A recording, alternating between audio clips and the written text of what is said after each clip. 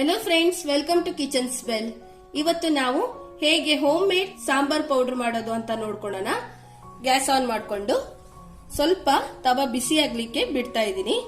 Friends, ಇದು ಚೆನ್ನಾಗಿ ಬಿಸಿ ಆಗಿದೆ. ಈಗ ಇದಕ್ಕೆ ಒಂದು ಅರ್ಧ ಚಮಚದಷ್ಟು ತೆಂಗಿನ ಎಣ್ಣೆಯನ್ನ ಹಾಕೊಳ್ತಾ ಇದ್ದೀನಿ. ಹಾಗೆ ಈ ಕಪ್ಪಿನ ಅಳತೆಯಲ್ಲಿ 1 ಕಪ್ ಆಗುವಷ್ಟು ಕೊತ್ತಂಬರಿ ಕಾಳನ್ನ ತಗೊಂಡಿದ್ದೀನಿ. ಇದನ್ನ ಈಗ ಹಾಕೊಳ್ತಾ ಇದ್ದೀನಿ. ಚೆನ್ನಾಗಿ ರೋಸ್ಟ್ ಮಾಡ್ಕೊಳ್ಳಿ.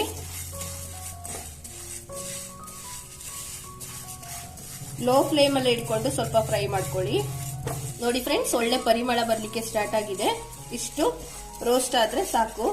ಈಗ ಇದನ್ನ ನಾನು ಒಂದು ಪ್ಲೇಟಿಗೆ ಟ್ರಾನ್ಸ್ಫರ್ ಮಾಡ್ಕೊಳ್ತಾ ಇದ್ದೀನಿ. ಮತ್ತೆ ಒಂದು ಅರ್ಧ ಚಮಚದಷ್ಟು ತೆಂಗಿನ ಎಣ್ಣೆಯನ್ನ ಹಾಕೊಳ್ತಾ ಇದ್ದೀನಿ. ಈ ಕಪ್ಪಿನ ಅಳತೆಯಲ್ಲಿ 1/4 ಕಪ್ ಆಗುವಷ್ಟು ಜೀರಿಗೆಯನ್ನ ಹಾಕೊಳ್ತಾ ಇದ್ದೀನಿ. 2 ಟೇಬಲ್ ಸ್ಪೂನ್ ಆಗುವಷ್ಟು ಮೆಂತೆಯನ್ನ ಹಾಕೊಳ್ತಾ ಇದ್ದೀನಿ. 1.5 ಟೇಬಲ್ ಸ್ಪೂನ್ ಆಗುವಷ್ಟು ಕಡಲೆಬೇಳೆಯನ್ನ ಆಡ್ ಮಾಡ್ಕೊತಾ ಇದ್ದೀನಿ. 2 ಟೇಬಲ್ ಸ್ಪೂನ್ ಆಗುವಷ್ಟು ಉದ್ದಿನ ಬೇಳೆಯನ್ನು ಕೂಡ ಆಡ್ ಮಾಡ್ಕೊತಾ ಇದ್ದೀನಿ.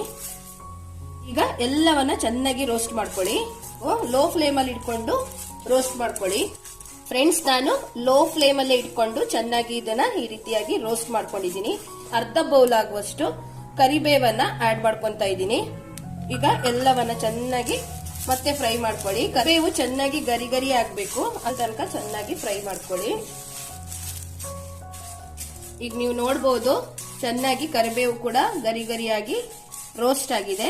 ಈಗ ಇದನ್ನ ನಾವು ಮುಂಚೆ ಕೊತ್ತಂಬರಿ ಕಾಳು ಹಾಕೊಂಡಿದ್ವಲ್ಲ, ಅದೇ ಪ್ಲೇಟಿಗೆ ಇದನ್ನು ಕೂಡ ಹಾಕೊಳ್ತಾ ಇದ್ದೀನಿ.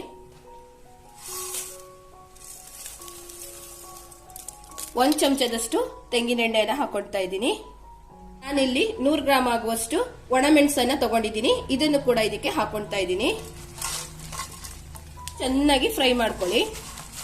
ಇದು ಕೂಡ ಚೆನ್ನಾಗಿ ರೋಸ್ಟ್ ಆಗಬೇಕು. ನೋಡಿ, ಹೀಗಾದ್ರೆ ಸಾಕು. ಇದು ಕೂಡ ಚೆನ್ನಾಗಿ ಈಗ ಫ್ರೈ ಆಗಿದೆ. ಇದನ್ನು ಕೂಡ ಅದೇ ಪ್ಲೇಟಿಗೆ ಹಾಕೊಳ್ತಾ ಇದ್ದೀನಿ. ಹಾಗೆ ಗ್ಯಾಸ್ ಫ್ಲೇಮ್ ಅನ್ನ ಆಫ್ ಮಾಡ್ಕೊತಾ ಇದ್ದೀನಿ.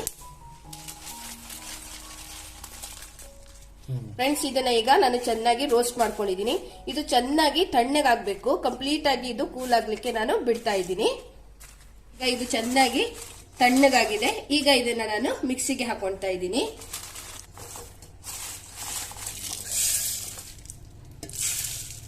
ಉಳಿದಿರೋದನ್ನ ಮತ್ತೊಂದ್ಸಲ ಪೌಡರ್ ಮಾಡ್ಕೊತಾ ಇದ್ದೀನಿ. ಫ್ರೆಂಡ್ಸ್, ಹೀಗೆ ಮಿಕ್ಸಿಗೆ ಎಲ್ಲವನ್ನ ಹಾಕೊಂಡಿದ್ದೀನಿ. ಈಗ ಇದನ್ನ ಫೈನ್ ಆಗಿ ಪೌಡರ್ ಮಾಡ್ಕೊತಾ ಇದ್ದೀನಿ. ಫ್ರೆಂಡ್ಸ್, ಈಗ ಚೆನ್ನಾಗಿ ಫೈನ್ ಆಗಿ ಪೌಡರ್ ಮಾಡ್ಕೊಂಡಿದ್ದೀನಿ. ಇದನ್ನ ಈಗ ಬೌಲಿಗೆ ಹಾಕೊಳ್ತಾ ಇದ್ದೀನಿ.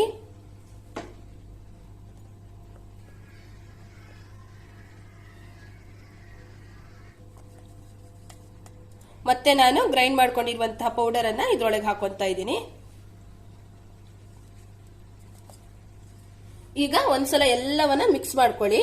ಯಾಕಂದ್ರೆ ನಾವು 2 ಸಲ ಇದನ್ನ ಮಿಕ್ಸಿ ಜಾರಿಗೆ ಹಾಕೋದ್ರಿಂದ ಎಲ್ಲವನ್ನ ಒಂದ್ಸಲ ಚೆನ್ನಾಗಿ ಮಿಕ್ಸ್ ಮಾಡ್ಕೊಬೇಕಾಗತ್ತೆ. ನೋಡಿ, ಚೆನ್ನಾಗಿ ಮಿಕ್ಸ್ ಮಾಡ್ಕೊಂಡಿದ್ದೀನಿ. ನೀವು ನೋಡಬಹುದು, ನಾವು ಮಾಡ್ಕೊಂಡಿರುವಂತಹ ಸಾಂಬಾರ್ ಪೌಡರ್ ಎಷ್ಟು ಚೆನ್ನಾಗಿ ರೆಡಿಯಾಗಿದೆ ಅಂತ. ಫ್ರೆಂಡ್ಸ್, ತುಂಬಾ ಪರಿಮಳವಾದಂತಹ ಹೋಮ್ ಮೇಡ್ ಸಾಂಬಾರ್ ಪೌಡರ್ ರೆಡಿಯಾಗಿದೆ. ಇದು ತುಂಬಾ ಅಂದ್ರೆ ತುಂಬಾ ಚೆನ್ನಾಗಿ ಬರುತ್ತೆ. ನೀವು ಕೂಡ ಮನೇಲಿ ಟ್ರೈ ಮಾಡಿ, ನಿಮ್ಗೂ ಕೂಡ ತುಂಬಾ ಇಷ್ಟ ಆಗುತ್ತೆ. ನೀವು ಇದನ್ನ ಡಬ್ಬದಲ್ಲಿ ಹಾಕಿ ಎಷ್ಟು ದಿನ ಆದ್ರೂ ಇಟ್ಟು ಯೂಸ್ ಮಾಡ್ಕೋಬಹುದು. Please like and share with your friends and family. Don't forget to subscribe and press the bell icon to get latest videos from Kitchen Smell. ಮತ್ತೊಂದು ಹೊಸ ರುಚಿಯೊಂದಿಗೆ ಸಿಗ್ತೀನಿ. Till then, stay safe and take care. Bye bye. Thank you.